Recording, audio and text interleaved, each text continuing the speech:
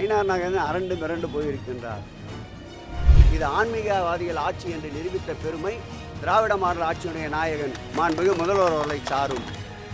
நயினார் நாகேந்திரனுடைய பயத்திற்கான முடிவு அவர் போட்டியிட இருக்கின்ற அந்த தொகுதியையே திராவிட முன்னேற்ற கழகம் கைப்பற்றும். எந்த விதமான கையூட்டும் இல்லாமல் தரிசனம் பெறுகின்ற ஒரு சூழலை நிச்சயம் துறை மேற்கொள்ளும்.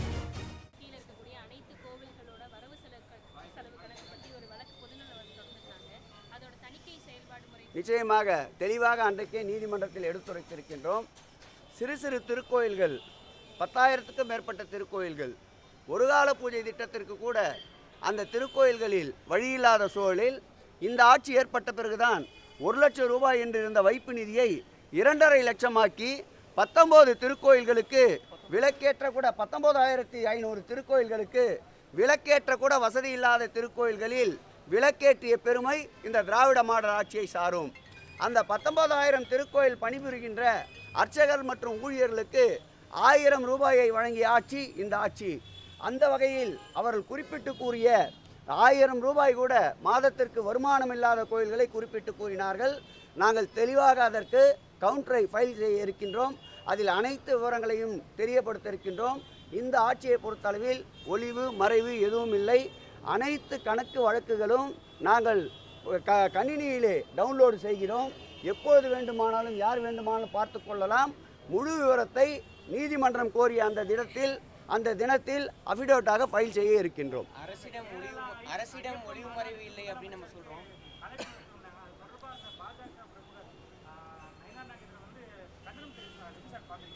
நயினார் நாகேந்திரன் அரண்டு மிரண்டு போயிருக்கின்றார். இது ஏற்கனவே இந்த ஆட்சியின் மீது ஆன்மீகத்திற்கு எதிரான ஆட்சி என்ற வலையை வீசலாம் என நினைத்தார்கள். அந்த வலையை அறுத்தெறிந்து இது ஆன்மீகவாதிகள் ஆட்சி என்று நிரூபித்த பெருமை திராவிட மாடல் ஆட்சியுடைய நாயகன் மாண்புமிகு முதல்வர் அவர்களை சாரும்.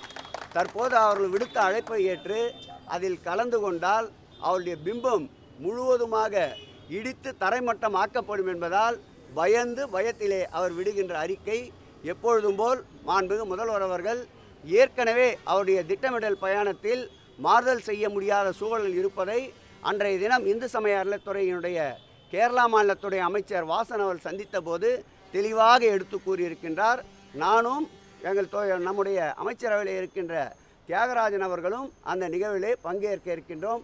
ஆகவே நயினார் நாகேந்திரனுடைய பயத்திற்கான முடிவு 2026ஆம் ஆண்டு சட்டமன்ற தேர்தலில் அவர் போட்டியிட இருக்கின்ற அந்த தொகுதியையே திராவிட முன்னேற்ற கழகம் கைப்பற்றும் என்பதை இந்த நேரத்தில் அழுத்தம் திருத்தமாக தெரிவித்துக் கொள்கிறேன். திருச்செந்தூர்ல ஒரு சில அர்ச்சகர்கள் தாமாகவே கட்டணத்தை பெற்றுக்கொண்டு கோயிலுக்குள்ள அனுமதிப்பதாக தொடர்ச்சியாக குற்றச்சாட்டு முன்வைக்கப்படுது. அரசிடம் ஒளிமுறை இல்லைன்றீங்க, ஆனால் அர்ச்சகர்களிடம் ஒரு ஒளிமுறை இருக்கு. அர்ச்சகர்களிடம் ஒளிமுறையை ஏற்படுத்த வேண்டும் என்பதற்காகத்தான் பல்வேறு வகையில் நடவடிக்கைகளை எடுத்துக்கொள்ளுகின்ற பொழுது நீதிமன்றத்திற்கு செல்கிறார்கள். நீதிமன்றத்திலும் அவ்வப்போது எங்களுடைய நியாயத்தை எடுத்து சொல்லி அதற்குண்டான தீர்ப்பனையும் பெறுகின்றோம். கூடிய விரைவில் அதை ஒரு ஒழுங்குமுறைப்படுத்தி எந்த விதமான கையூட்டும் இல்லாமல் தரிசனம் பெறுகின்ற ஒரு சூழலை நிச்சயம் துறை மேற்கொள்ளும், நடவடிக்கை எடுக்கும்.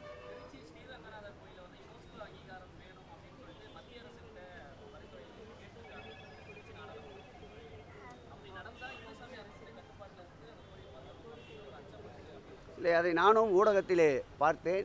அவரிடமே நேரடியாக இது குறித்து விளக்கமளிக்க இருக்கின்றேன். துறையினுடைய கட்டுப்பாட்டிலே இருந்தால்தான் தமிழகத்துடைய தொன்மையை நாம் பாதுகாக்க முடியும்.